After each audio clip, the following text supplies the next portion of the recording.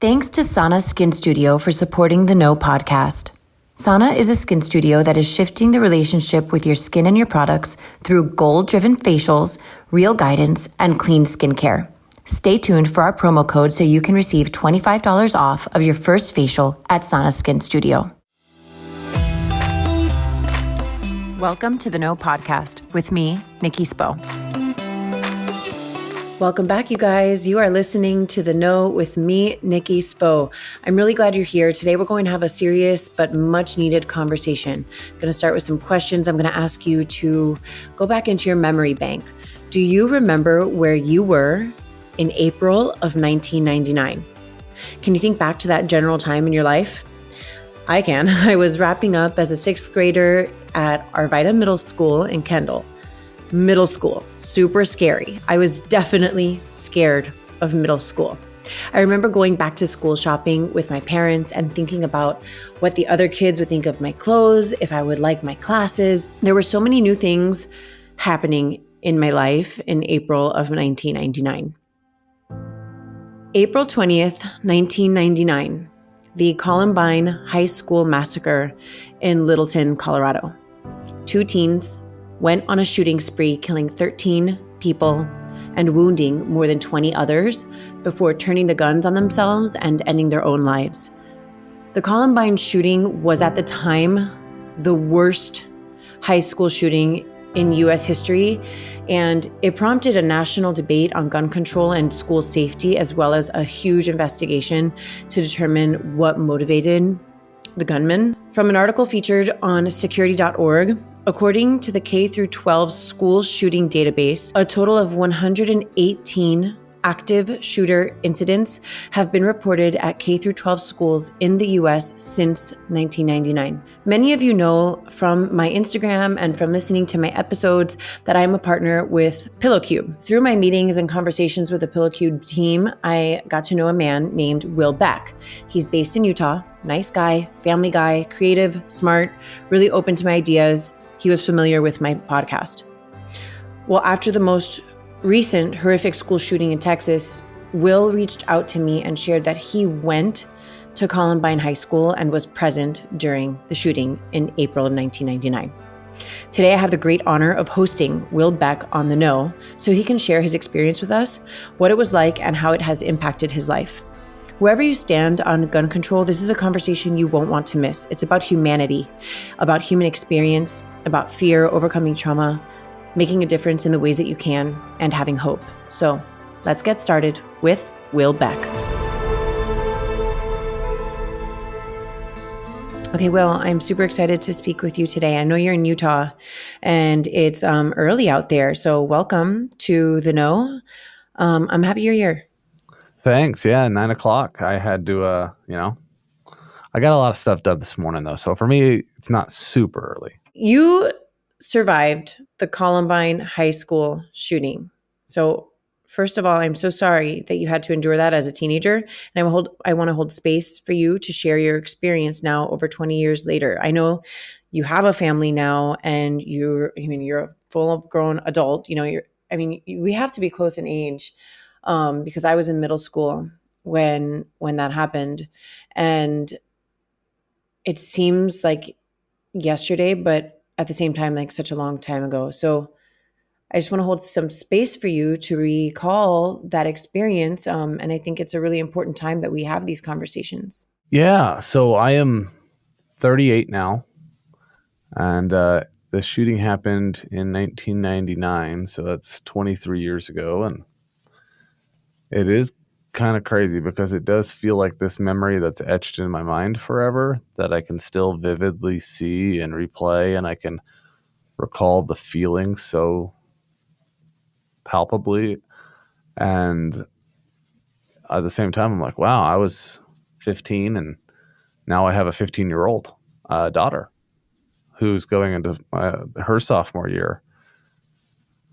And it just kind of actually hit me right now that, wow, that's the exact same age. That's the exact same year in school I was when the shooting happened. It was in April. So it was kind of near the end of the year.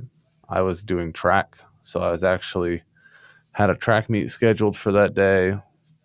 And I was eating lunch with some buddies outside of the school. There's this kind of grassy area where a lot of people like to go eat lunch when the weather was great.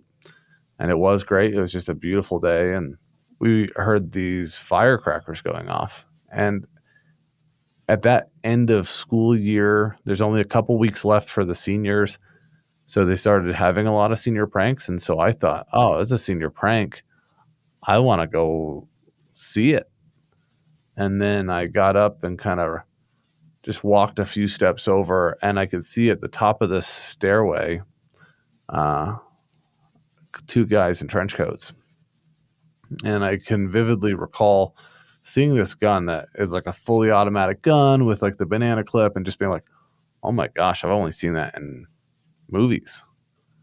And I thought, kind of like, is this a joke? And then I saw little like clods of dirt flying up. And I was just like, oh my gosh, he's really shooting.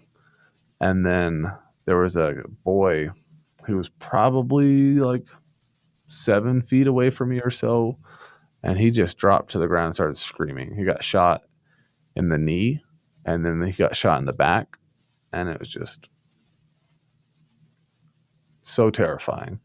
And then another one of his buddies got shot. There was like this group of 4 boys that were kind of walking between me and the shooters. And I saw a couple of them get shot, and I'm like, I'm out of here. And I actually ran inside the school. And that might sound crazy, but all the shooting was going on outside. And I was like, well, I'm not going to stick around here. And if I just turn around and ran, I wouldn't feel safe. There's like no protection, you know?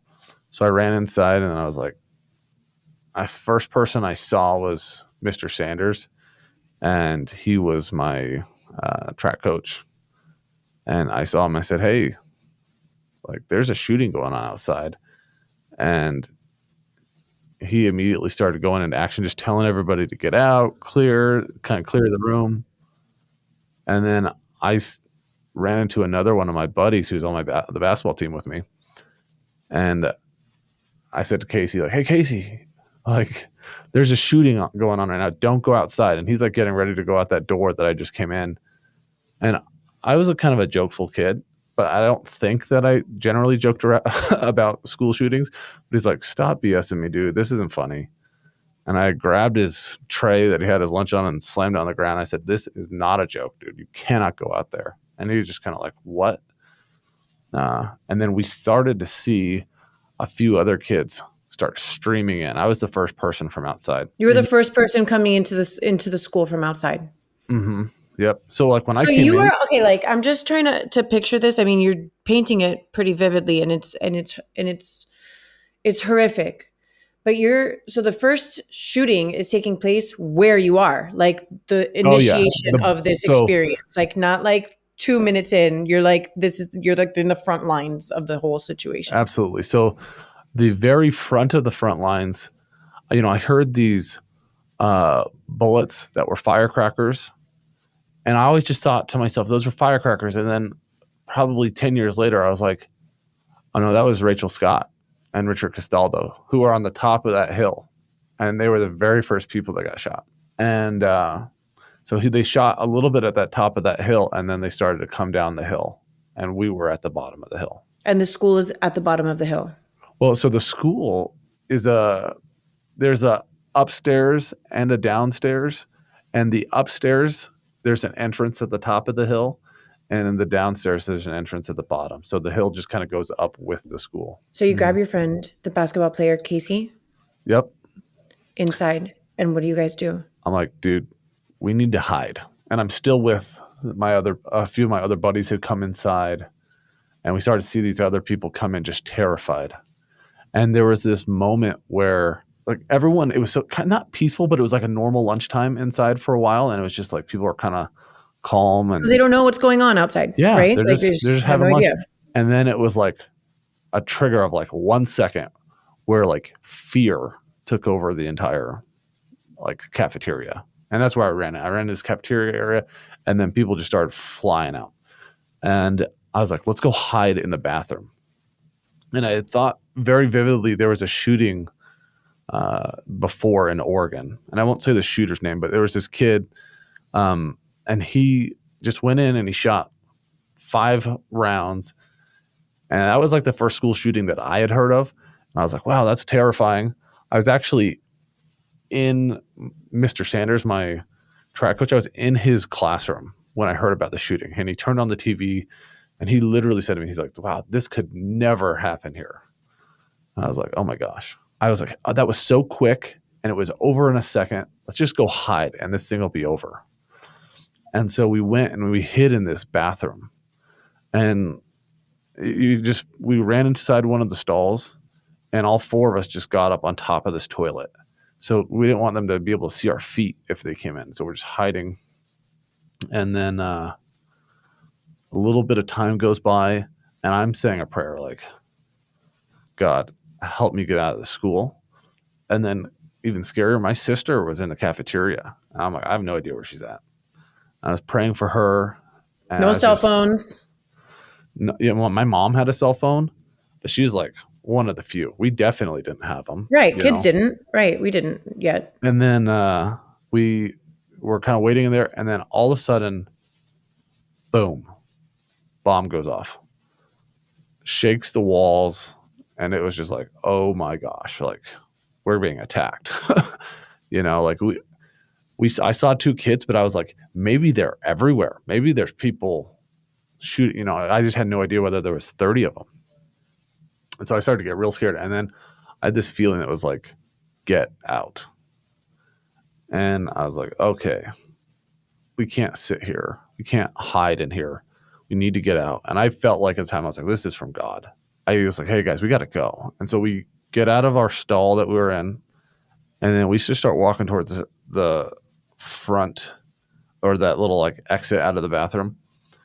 And that was the most scared that I ever was during the whole time. I could be walking into my death right now out here. Like when you're in that shooting area, you don't even have time to be afraid. It's just like you're like reacting. But this was a moment where I was like, I don't know what to do.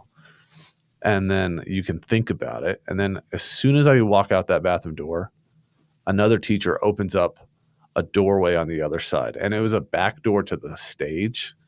Is a place I'd never been. And he's like, come in through here. And so me and my buddies and a few other people like run up through that stage area.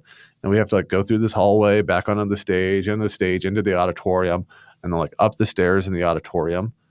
But we're not running. We're like terrified we're going to run into the shooters, So we're trying to like slowly like, and like go like from like safe spot to safe spot, And then we get up to the top of the auditorium. And we can hear gunfire actually down the hall from the auditorium. And so we like peek our heads out there and then dart across the hallway and then kind of like get to like a place that we feel safe. And then we just start kind of like tiptoeing down this hall and we get outside the school, but completely on the other side from where we had started. And we actually just sat out there for a few minutes. Like, what do we do? And it Who's was really with you at this point? Are there other students in the picture? Are there like teachers, there's administration? just students. And there's probably a group of like 10 to 15 kids now. And that's still a small group. Yeah. It's not a very big group of kids. No, I did not take the path that most people took. We get out there and then we're like, let's run out farther away from the school. And then we run and there's this big fence. There's like 6 foot tall fence. And we're just standing at the fence. And there were a lot of girls that were dressed up for track.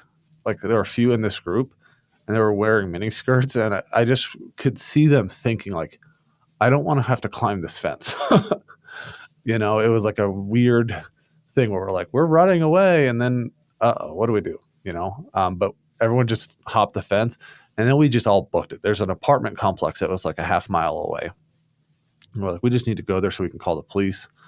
And I really wanted to call my mom. I just wanted to be like, Mom, I'm okay. And you still don't know where your sister is. I have no idea. Yep. I remember my friend had his backpack, Casey. I was like, what are you doing? Why do you have your backpack? It's so dumb. Like, just leave it. And then, so we're running with it. He's got his backpack on. We get there and I call my mom. And my mom's like, oh my gosh. And Was she it on the immediately, news? Like, it had not even been covered no, at this point. Like, police not had not even at all. arrived. I could hear sirens coming. Okay. People had called them inside the school. And then my mom calls my dad, and then she calls me, she's like, I'll be there in 5 minutes or whatever. She like bat out of hell, like coming. And we had this big navy blue Suburban. She's driving up to us. And she picks me up. There was like a meeting place at the community library, which was a block away. So we drive up to this community library, and I don't even know how we heard that it was the meeting place, but it just kind of immediately became the place where people were meeting. They had some police officers that got there pretty quickly, and they started taking, like, they pull us into a room, like, just write down your story, write down what you saw. So I wrote down my story, started talking to other kids. They put a list up of everyone who was there. And then they would, any kid that they found out was okay, they just add to the list. So you could go and look on this list. Oh, is one of my loved ones okay? Is one of my friends okay? And then people started bringing food, just randomly food showing up everywhere. There was a reporter who came, a guy named Dan Abrams, and he like came and interviewed me there. He was there in town for like the John Benet Ramsey.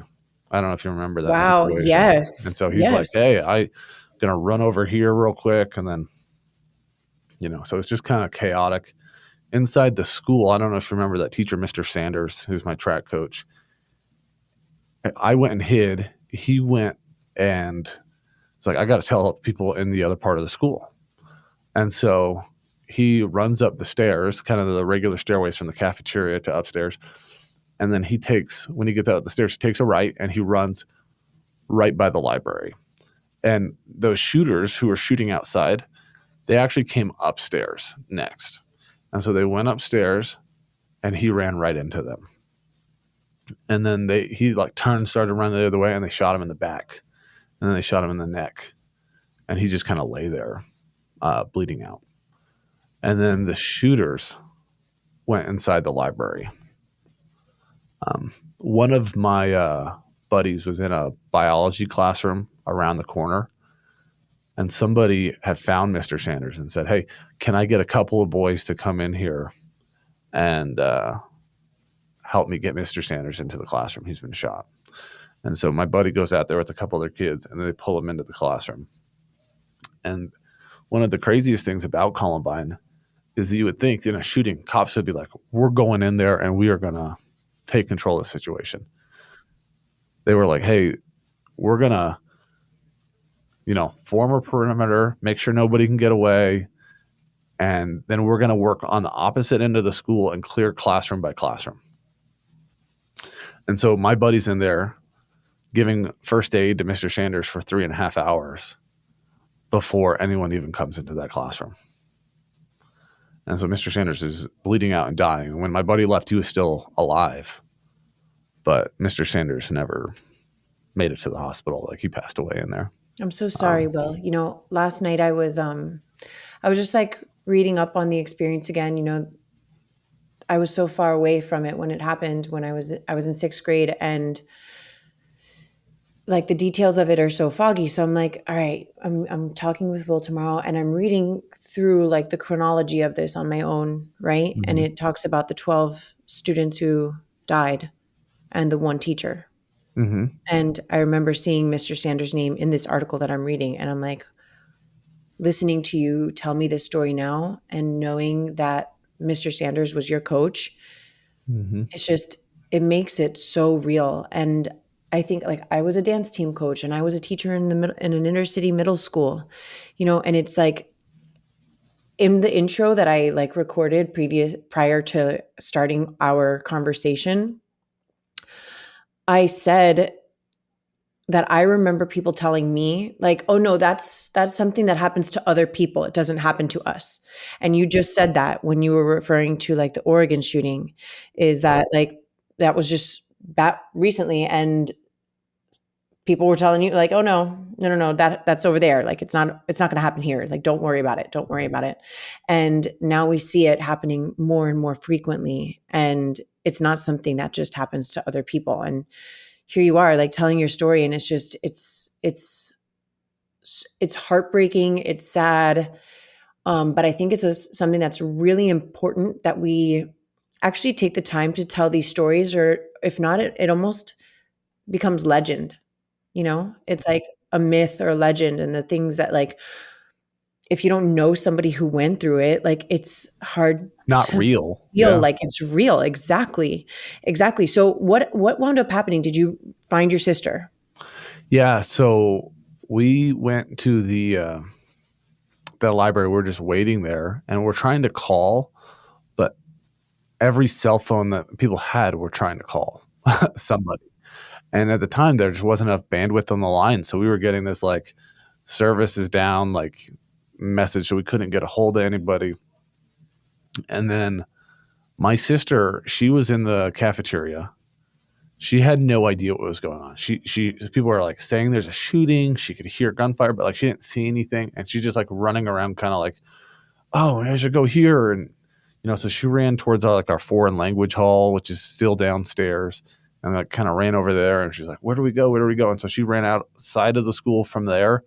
And then our church had a little, like what we call our seminary class. And it was a building just down the block from our school where we could go for like 1 hour a day and have like a little church lesson each day. And my sister ran to that building along with like 150 other kids. And so Oh, it's a wow. very small, it was actually like a house that they converted into this little church building. And so they were just packed to the gills in there. And we didn't hear from my sister for probably 2 hours. Wow. And so we just had no idea, but she finally was able to get through to my mom's cell phone. What grade was she in? She was a junior. She's a year older than I A year was. older than you. Mm-hmm.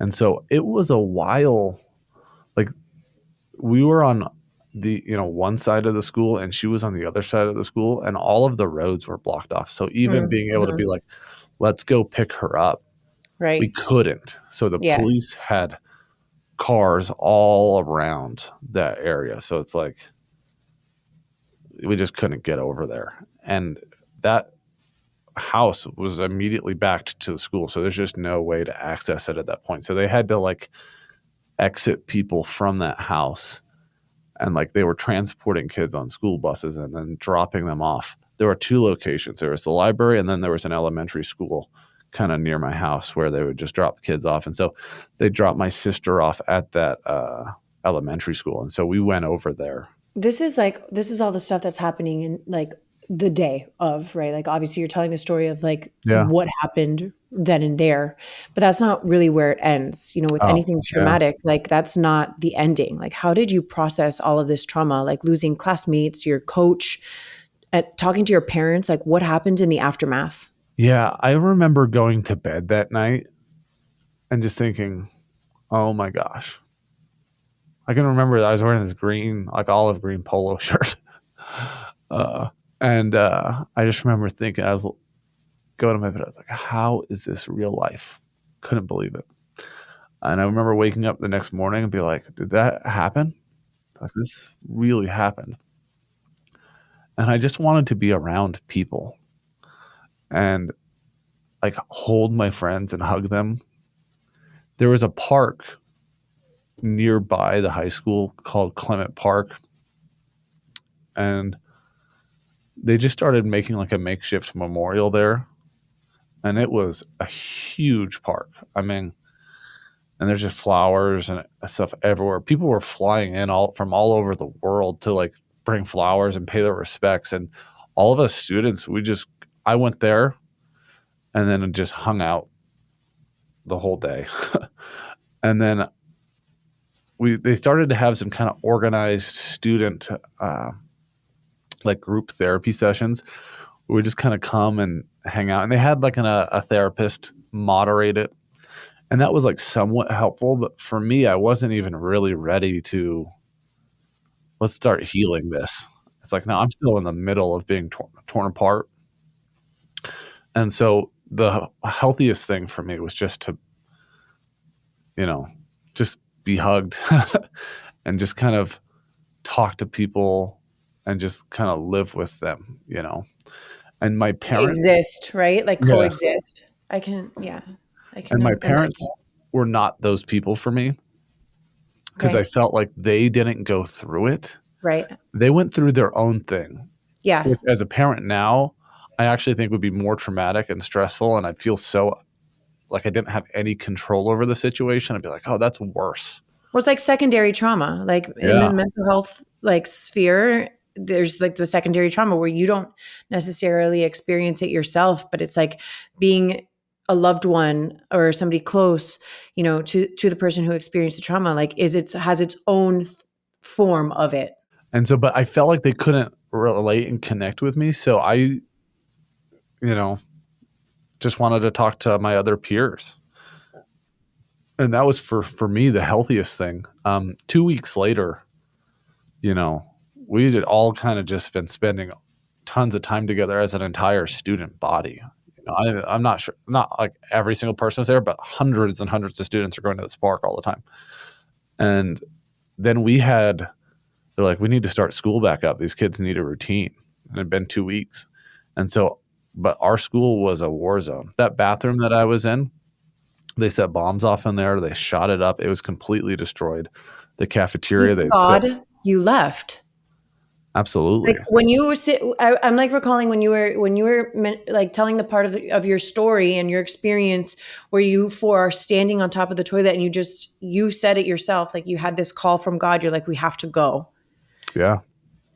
I mean, that really is some God stuff, because to hear that bathroom was destroyed after, like, it's unbelievable. It's It's like unthinkable. a powerful moment for me because like God plays a big part in my life still on a day to day basis, but it helps me to be like, I know that God lives, and I can just kind of like build my life a little bit around that, and that He's aware of me.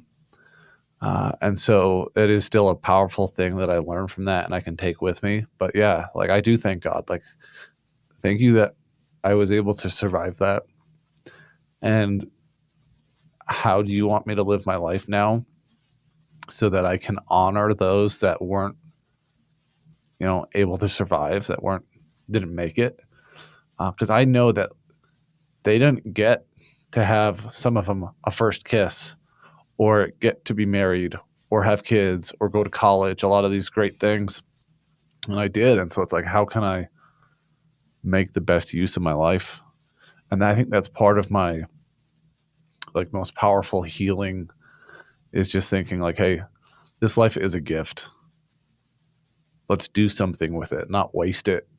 Kind of, there's a time to mourn and then there's a time to move on and say, hey, we have to live. We have to do something. This conversation is so good, but before we keep going, I want to take a minute to thank our sponsors, Sana Skin Studio. The best way for me to describe Sana is that it feels like coming home. Unlike traditional facials, Sana's facials are rooted in education, and I love this so much. Every experience I've had at Sana has been a chance to learn more about my skin and its needs. I love that the facials are effective while also being accessible enough to be a monthly ritual rather than a yearly splurge. I'm honored to be able to provide our audience with a promo code. Use the code TheKnowGlow for $25 off of your first facial at Sana when booking via sanaskinstudio.com. Do you feel like this has, obviously this has shaped your life, but just hearing the way you speak about this almost like renewed opportunity and the grace that you show your peers who did not survive the experience and what you've taken into your life today, this has, been instrumental in the shaping of your personality and your general perspective on life in general. Oh, absolutely. I feel that I appreciate my friendships more because my friends and relationships with people are what pulled me out of that kind of absolute sadness. And I felt lost for a long time. There's in life, you kind of wonder, like, what really matters? Where should I focus my energy and my time? And that priority for me immediately afterwards was just kind of twisted. I didn't really focus on schoolwork. I didn't care about doing well. I was just wanted to just hang out with friends and just not really think about anything else. And those weren't bad things, but I just was distracted and didn't know what to do in life, you know. And I went to college at BYU a couple years later, and I was around some really great kids there, and they helped me kind of pull me out and just help me like recenter some of my priorities. And it was just, you know, sometimes you meet people that are just absolutely there for you, and you're like, wow, I was meant to meet these people. And I went on a mission for my church for 2 years. So if you see the little guys in white shirts and ties riding bikes around, I was one of those guys. And kind of just testifying about my experience and my testimony of Jesus Christ and trying to help people, you know, find the gospel and live their lives better. And so during that time of service, I felt tremendously healed. And I wasn't focused on myself. I was, you know, every day trying to live to help other people. And that's where I found like the truest healing. And I don't think everybody who goes through a problem needs to go on a mission. But I think when you have tremendous personal pain, that rather than focusing on yourself and being a little bit self-centered, that if you're outward centered and focus on like, how can I help somebody else? That's like the greatest. Will, I'm so happy that you said that, because like even in my own sobriety journey, like I came from my own place of deep inner sadness, right? For my own reasons that are nothing like yours, right? And I was able to crawl out of my sobriety, and the 12th step of many 12-step programs is to be of service to someone else who is sick and suffering.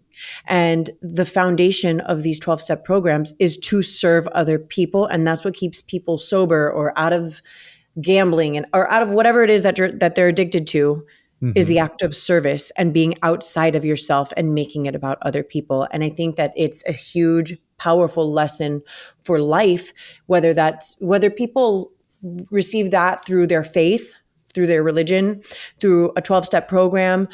Maybe it's innate in them, you know? It is. It's part of who we are as human beings. I think that like we were designed to find joy Yeah. from helping other people. It's like a rule of the eternities for sure. Can I share one thing that you mentioned about your sobriety journey? And you said like, oh, my problem was not at all like yours, in a way that I think sometimes people diminish their own personal struggles. And it's like, whatever people are dealing with is so real to them. And it's so painful and so dark. And it might be a journey that no one else knows about. And it might be a pain that is entirely inside of your head. But when you're going through that, it is just as real and just as painful and just as important. You know, like I've had a surprisingly crazy amount of really tough situations. I was at a McDonald's when it was robbed, and I was beat up and thrown in a freezer. One of my buddies at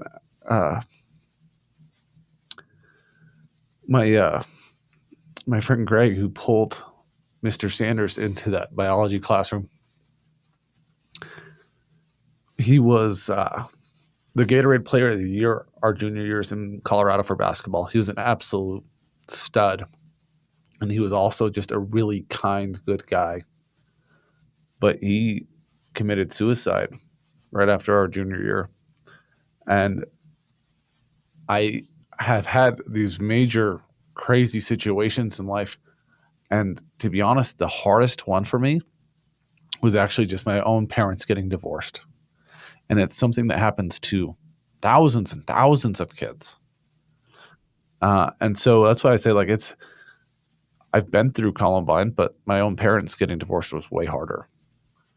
And so it's like I don't want people to ever minimize their pain and think, well, I didn't go through anything that crazy. It's like, you absolutely went through things, and like it's so different. And so it's like, you know, just be aware that like, you've gone through a lot, and like to treat yourself in a way it's like, hey, I need to heal, and like, but don't ever like minimize, I really appreciate you saying that because it's something that I talk about all the time. Like, and I've shared this on other episodes. It's like being a teacher in the inner city middle school, like I would hear stories that these kids go through all the time. And I'm thinking, oh, this is horrific. This is horrific. And it's actually a message that I preach a lot, is that everybody's trauma is relative, right? Like whatever you're going through is yours. Like it could look totally different or be a big thing or a small thing in the eyes of anybody else, but it's all relative to your world and your personal set of experience in their life, right? So something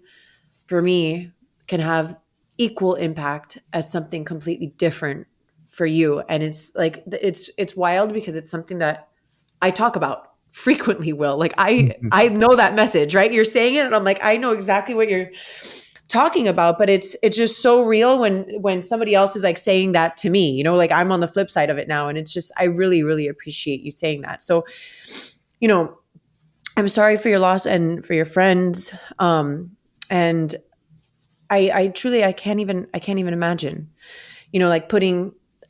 like I can't imagine. I can't imagine putting what it feels like to put one foot in front of the other when you feel like you can't. So I can imagine that. And I know it's so difficult. And sometimes just like being alive and being here and being present feels like you accomplished something. Like Mhm. I had like a really just so silly. Like it's not silly, but it's like such a small thing in the sense like I had a really tough week last week. And I remember going to the gym and I was like, it was the only good thing that I did that day. And I'm thinking Yeah. like, that was so hard. Like just showing up was so hard. And sometimes that's just the reality of the situation. Showing up is so hard. Like taking one step is so hard. Like standing still can be so hard sometimes. And that's okay. And letting Yeah. that be okay. But showing up is so important. It's just, we want to at times quit and just take a break. And when life comes at you, it's important to have that internal dialogue that says, I can do this, Yeah. because like we need to have hope. Not every day is going to be this tough. The day after Columbine, it was raining and pouring, and it was just this gray, dreadful day. And it was so symbolic of how we felt inside of our hearts. But those gray and dreary days, they don't last forever. And I look at my life now and I have this beautiful daughter. She is just everything I could hope for in this 15-year-old. And she's so kind and she's so fun. And she's such a caring daughter. I'm like, she's just so good to me.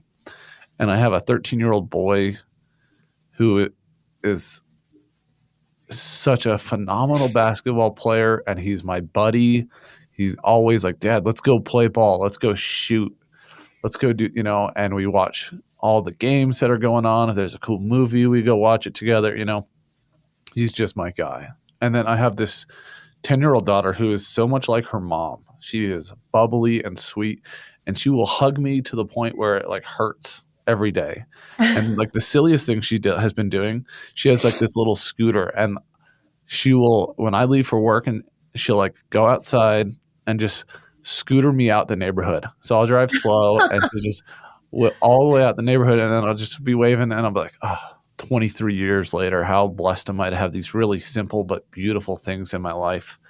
And so when we go through those dark times, we can remember like, this is what God has in store for you. This is what your life, Yeah. and even if you don't believe in God, like your life will have great things. Thank you so much for sharing that with me. I was thinking about your family. Like, do you guys have a dialogue around this subject in your home? Yeah. I mean, my kids know intimately the whole situation that happened at Columbine. They can tell you the story. I don't always tell every detail of it. One, because sometimes it's painful to go back there. Just it's just hard sometimes. But they'll be like, Dad, you didn't tell this part, or Dad, you didn't, because they've heard me talk about it a lot. But I think talking about it is important for me personally, just to be like, hey, I'm not afraid of it.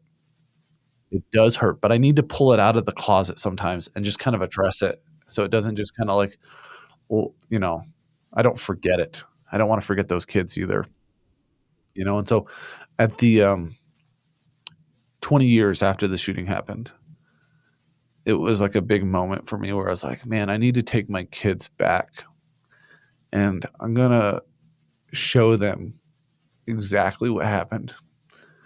And so they opened up the school for, uh, survivors on April 20th, and so I went back to the school and I, showed my kids, like, "Here's the exact place where I sat. Here's where the shooters were at. Here's where this kid was shot. Here's where I went. Here's where I saw Mr. Sanders. Here's where I saw Casey. Here's that bathroom. Here's," and just every part of the school on my journey. And then I took them to a memorial that they have nearby the school in Clement Park now, and just went we brought, 13 roses, 13 white roses, and put them kinda at the memorial for each person that passed away, and then I went and I had them read all about each kid, and I told them funny stories that I knew about some of them, and just kind of wanted it to be real for them, and it's part of my history. It makes me who I am. I would not be the same person if it wasn't for this. So I want my kids to understand and learn from that too, and so I've definitely, you know, opened up that world for them, and I think my kids are, like, more loving people, because they see the pain that people go through, and I think it makes you empathetic when you are aware of that, like, everyone has their own battle, and so I've definitely shared that with them a lot. It sounds to me, Will, like you have tremendous hope in your life. Like, and I, th- from what I hear, it's like you find that through the God of your understanding. Do you have hope for the future in terms of like, like you think about students and safety, and where does your hope stand there? Yeah, that's, like, a funny question because when you look at what we're seeing going on in the world, it doesn't seem like a super hopeful place. Looking at the Uvalde shooting and seeing 20 something people be murdered at an elementary school. And, I remember when Sandy Hook happened because my daughter was a kindergartner when those kindergartners were killed. And I just was like, oh my goodness, just heartbreaking. And every shooting that happens, I think about the kids and I'm like, and the parents, I know what they're feeling. I've been there. It's the worst. You're just obliterated. Your whole life is just shut down. And there's so much divisiveness and anger. And it's all about, well, I'm of this political party, or I'm of this group, or I'm of that group. And there's just a lot of groups right now. And I think it's fine to identify. I'm like, I'm part of this group, I'm part of that, but we can't get in like a warring faction where it's like, you're not invited over here. We can't be friends, and I just think there's so much of that, so much anger and hate. And I think a lot of the reasons why these shootings are happening, there's just that shooting on July 4th in Chicago or Illinois. It's like, there's just hatred in people's hearts that is just so deep, and mental health problems. There's a lot of different things that contribute to that. But I feel like the main way to overcome that is if every parent loved their kid more. If every kid at school looked for kids that were having a hard time and like, how can we help that kid? I spoke to a group of teachers out of this like teachers academy, and one of the teachers is like, who would do this at my school? And they thought through it. They're like, I think it would be this kid. And I was like, wow, that's really troubling that he could identify who he thought it would be. And he's like, I'm going to go out of my way to reach out to him and show him that somebody cares. Just give him extra time and love. And like, that's kind of what solves the problem. I believe in the beauty of humanity and in the caring of like individual people, that if we go out and say, hey, who around me is struggling? How can I help them? That one at a time, we can heal people. And if we do that, then collectively we can make a lot of change. Uh, a lot of times people want to legislate change and say, hey, we should pass this law or pass that law. I don't think you can legislate kindness or love. And I feel like those things are kind of the root of the problem. I look at some of the bad things that are going on in the world, and I just say, like, you know, I know that there's more good people out there than bad people. And I do have hope.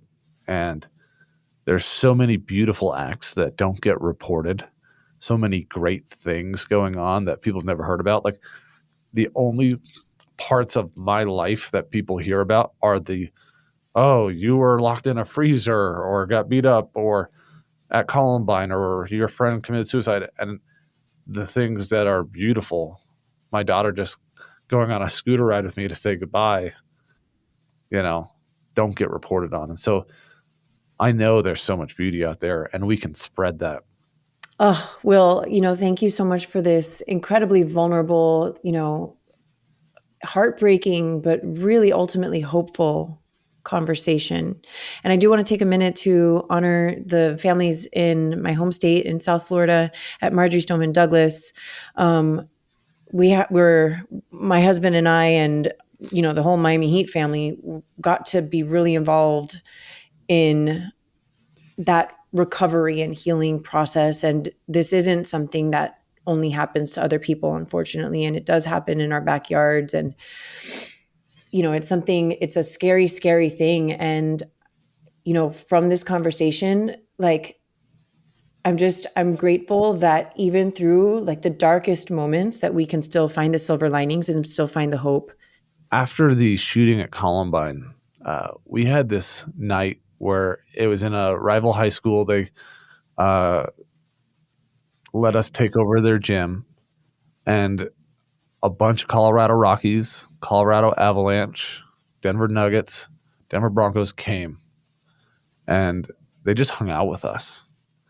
And Todd Helton was like maybe like second year player at the time. He was a really young player, but I absolutely knew who he was. He was like my favorite player on the Rockies, and he just sat next to me. And I was like, oh, cool. And we're talking and hanging out. Like, he was just like my best friend. And I was like so blown away by it. And I met Amy Van Dyken, who was like a 4-time Olympic swimmer. She was there, or gold medal winner. And just how much joy I got out from doing that kind of thing in that time. And so, like, when you guys give back to those kids down at Marjorie Stoneman, like, it's a huge thing. They'll never forget it. I still have like Todd Helton's shirt autographed. It's like this like the shirt I was wearing. I was like, hey, can you sign this? I still have it. I have all these like different athletes on it. And so it means a lot when you guys give back and do that kind of thing. I have a couple of friends from Marjorie Stoneman too that, when that happened, I have on my social media, a lot of kids reach out to me like every week. They'll be like, here's what I'm going through. Help me out with this, And so I have a few friends who've reached out from there, and I was just like, just so empathetic to them. Overwhelming. Well, I think that you sharing your story is super powerful. It's incredibly powerful. Will, I know that I got sober because a person shared their story of sobriety with me, and that gave me hope, and it made me feel less alone. And I know that in some capacity, I believe that this show, The Know, is about that. It's about camaraderie. It's about coming to a place of deep inner knowing within ourselves and being able to connect with other people who've been able to find that too, whether you're in the light or in the dark. So I appreciate you so much. I admire you so much. I know the amount of vulnerability that it takes to like pour your heart open and show everybody the painful bits. So thank you, because you never know who you're helping. You never know who you're helping by sharing your story. And I think that's incredibly powerful. Yeah, thank you so much. I do this because I want to help. I know there's a lot of pain. if people do feel a need and want to talk through it or just exchange a message, I'm more than happy to have people reach out and just want people to know, like, hey, it does get better. Where can people find you? I'm on Instagram, WFBeck83, or, Facebook, LinkedIn, Will Beck. Awesome. That's me. Will, thank you so much. Thank you. This podcast was brought to you by Sana Skin Studio. Be sure to use my code, TheNoGlow, for $25 off of your first facial at Sana when booking via sanaskinstudio.com. More than a skin studio, Sana is a movement towards healthier skin and self-love.